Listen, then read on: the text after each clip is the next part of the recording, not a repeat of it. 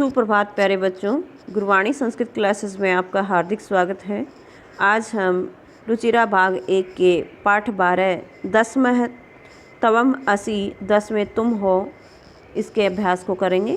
तो चलिए अभ्यास की ओर बढ़ते हैं। हमारा पहला प्रश्न है उच्चारणम कुरुत, उच्चारण करो। नीचे संख्या दी गई हैं, पुल्लिंग, स्त्रीलिंग और नपुंसकलिंग तीनों लिंगों में। तो यहाँ पर हम ध्यान देंगे 1 से 4 तक की संख्या में तीनों लिंगों में बदलाव होता है और उससे आगे की संख्याएं तीनों लिंगों में समान चलती हैं। तो यहाँ पर पुल्लिंग में एक की संस्कृत को कहेंगे एक है, स्त्रीलिंग में एका और नपुंसकलिंग में एकम। दवौ, दवे, दवे, त्रय, तिस्रः, त्रीणि, चत्वारः, चतस्रः, चत्वारि।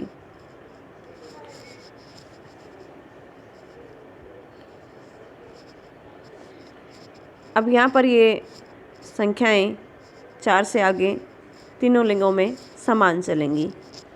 पंच, पंच, पंच, षट, षट, षट, सप्त, सप्त, सप्त, अष्ट, अष्ट, अष्ट, नव, नव, नव, 10, 10, 10।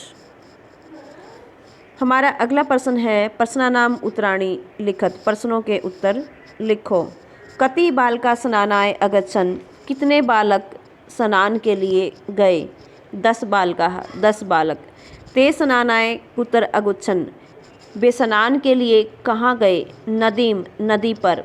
ते कम निश्चयम् अकुर्वन्, उन्होंने क्या निश्चय किया? 10मः नदाम मग्नः, 10वां नदी में डूब गया। मार्गे कै आगच्छत्, मार्ग में कौन आया? पथिकः, पथिक। पथिकः किम अवदत्, पथिकः राहगीर क्या बोला? 10मः तवम असि, 10 में तुम हो। हमारा अगला प्रश्न है शुद्ध कथनानाम समक्षम इति अशुद्ध कथनानाम समक्षम कुरुत। शुद्ध कथनों के सामने सही और अशुद्ध कथनों के सामने गलत करो। 10 बालकाः स्नानाय अगच्छन्, 10 बालक स्नान के लिए गए, तो सही है। सर्वे वाटिकायाम अभ्रमन्, सभी बगीचे में घूमे, गलत। ते वस्तुतः 9 बालका एव आसन्, वे वास्तव में 9 बालक ही थे, ये भी गलत है। बालक स्वयं न अगणित, बालक ने स्वयं को नहीं गिना, सही। एक बालक नदाम मग्न, एक बालक नदी में डूब गया, गलत। ते सुखिता तुष्णिम अतिष्ठन्, वे सुखी होकर चुप बैठ गए, गलत। कोऽपि पथिक न आगच्छत्, कोई भी राहगीर नहीं आया, गलत।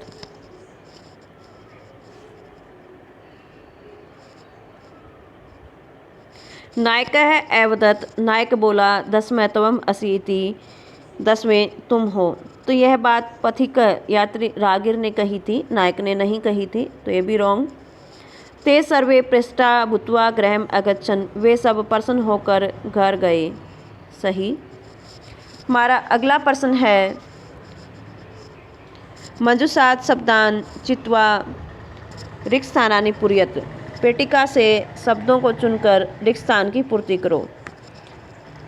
गणयित्वा, गिनकर, श्रुत्वा, सुनकर, दृष्ट्वा, देखकर, कृत्वा, करके, घृत्वा, लेकर और तित्रवा, तैरकर। ते बालकाः तित्रवा नदाम उत्तीर्णाः, उन बालकों ने तैरकर नदी पार की। पथिकः बालकान् दुःखितान् दृष्ट्वा अपृच्छत्, राहगीर ने बालकों को दुखी देखकर पूछा।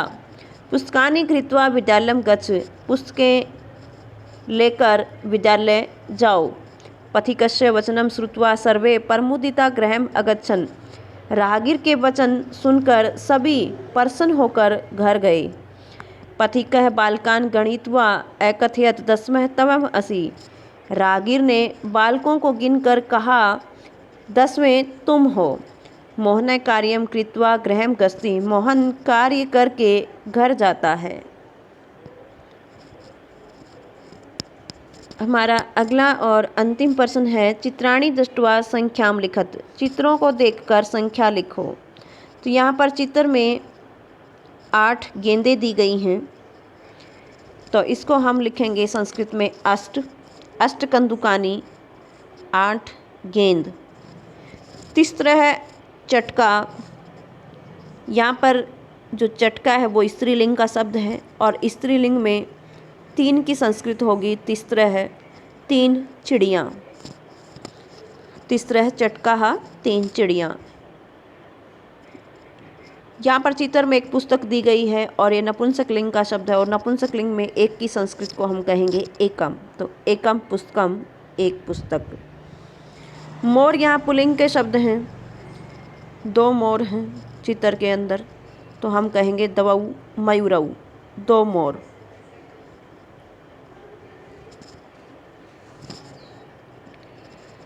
यहाँ चित्र में 2 लड़कियाँ दी गई हैं, 2 लड़कियों का चित्र है और स्त्रीलिंग के लिए हम